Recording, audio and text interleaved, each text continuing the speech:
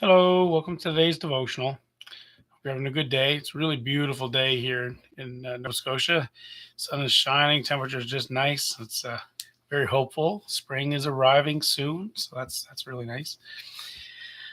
Pray you've had a good day. Let's take a look at our scripture today. We're looking in Proverbs chapter 8, verse 21, and we've been working through this discussion of what wisdom says to us. And remember now, wisdom in this part of the book of Proverbs is being presented to us as if it was a woman calling to us to be in relationship with her and the benefits of that relationship and why we should be in relationship. So that's the idea. So it's kind of like, here's what it is. If you want to be wise, have a relationship with wisdom, here's why you should. And so as we've been working through that, these last few verses, she's been emphasizing a lot about the value, the riches that come from knowing her.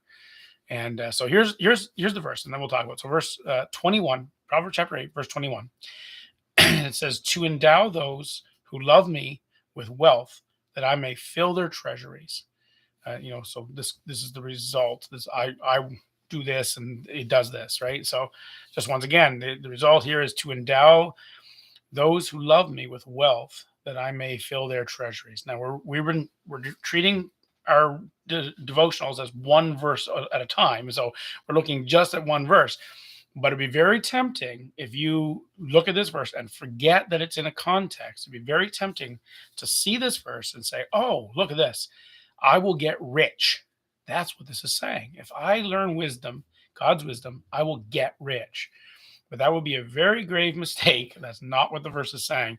And it would become evident when you read the context. So today, I want to read the four verses that end in verse 20, from verse 18, 19, 20, and 21 that end with this statement and help us see it a little clearer. So wisdom says to us, starting verse 18, she says, riches and honor are with me, enduring wealth and righteousness. My fruit is better than gold, even pure gold, and my yield better than choicest silver.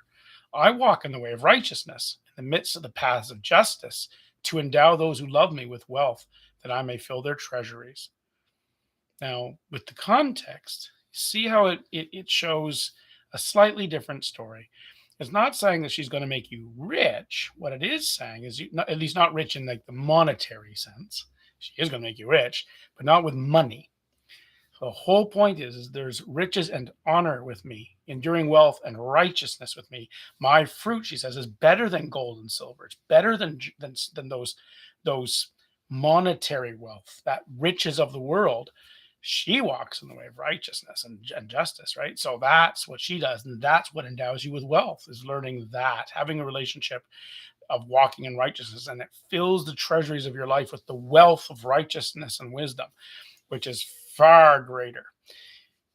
It's an interesting idea. Now we've been talking about this here and there in the last few devotionals. So today I thought maybe what I'll do is I'll connect this to a New Testament little story that Jesus told. And if you want to read it yourself, it's in Luke chapter 12, verse 16 to 21. But here's just a little parable, and just it goes like this. And I'm going to paraphrase it, but he basically what he tells this story to the people in order to show them what true wealth really is.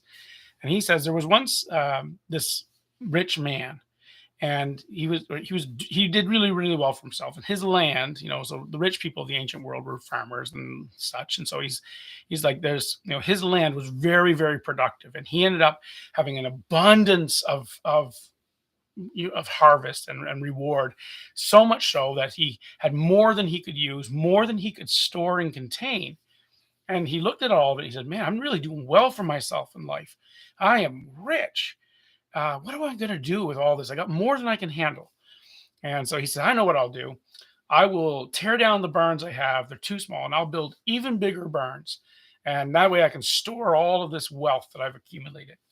And so he does that. And then he says to himself, he says to his soul, he says to his soul, talks to himself, right? Soul, he says, self, you have so much. You have much more than you need, much to last for many, many years.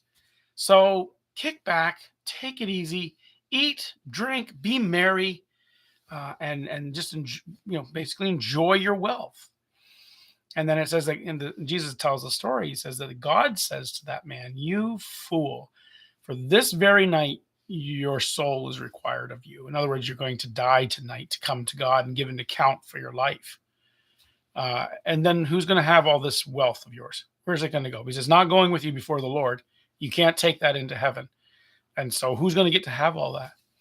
And then Jesus ends his parable by saying, this is the way it is for anybody who is not rich, is rich in the things of this world, but is not rich in the things of heaven, rich toward God.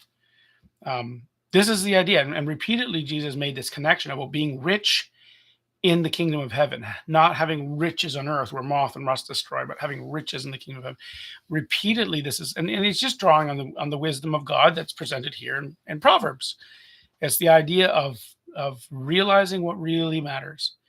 And while it's nice to have wealth here on earth, and it really is nice to have lots of resources here on earth, it really isn't the key to real, true wealth.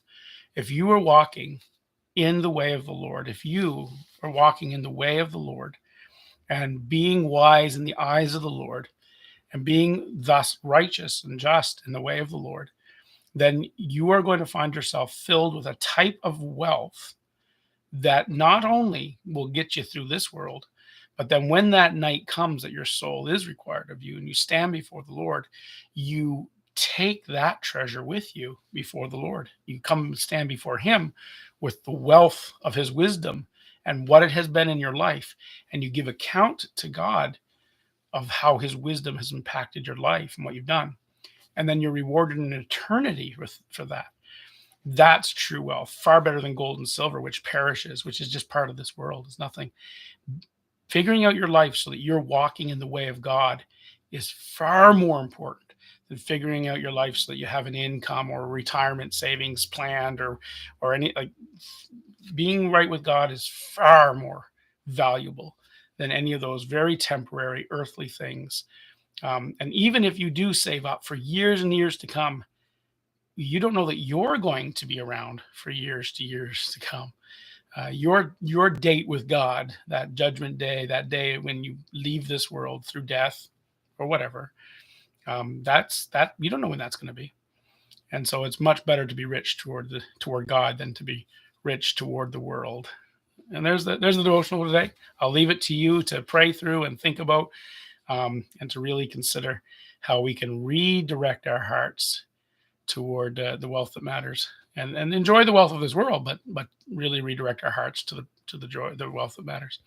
God bless you. Have a great day. Lord willing, we'll see you tomorrow.